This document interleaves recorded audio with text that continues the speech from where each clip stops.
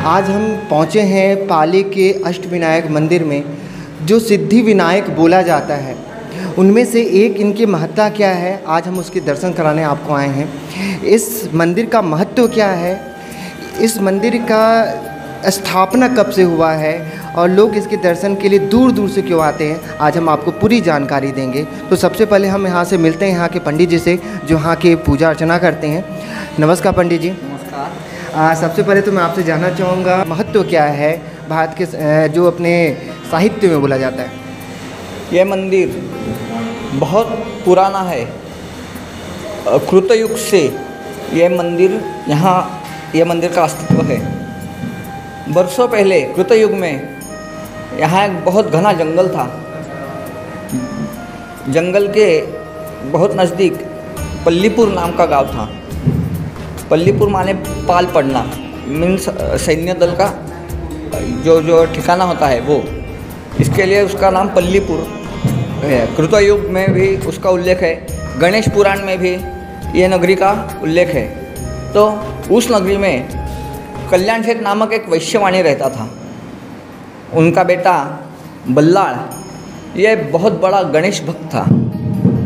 वो हर रोज़ अपने दोस्तों के साथ यहाँ इस जंगल में गौवें चराने के लिए आता था, गोपालन के लिए आता था।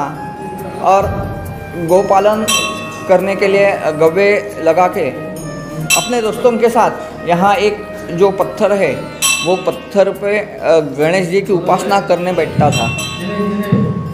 गणेश जी की उपासना करते करते उनको कुछ भी समय का भान नहीं रहता था। दिन का रात होता था, रात का फिर से दिन होता था, लेकिन उनको किसी तरह का भान नहीं रहता था।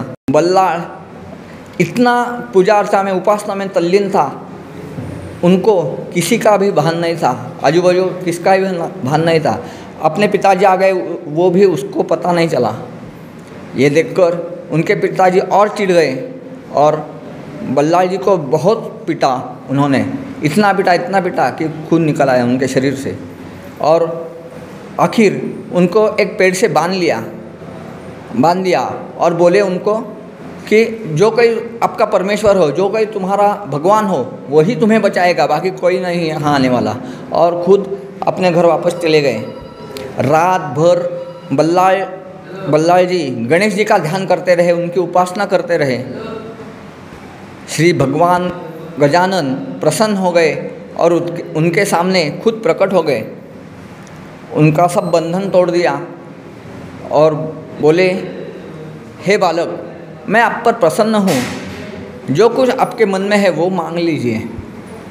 तब बल्लाळ जी ने उनको उत्तर दिया, हे भगवंत, मैं कुछ उपासना नहीं जानता, मैं कुछ भक्ति नहीं जानता, ये खाली हमारे बच्चों का खेल है, वो खेल रहे हैं हम।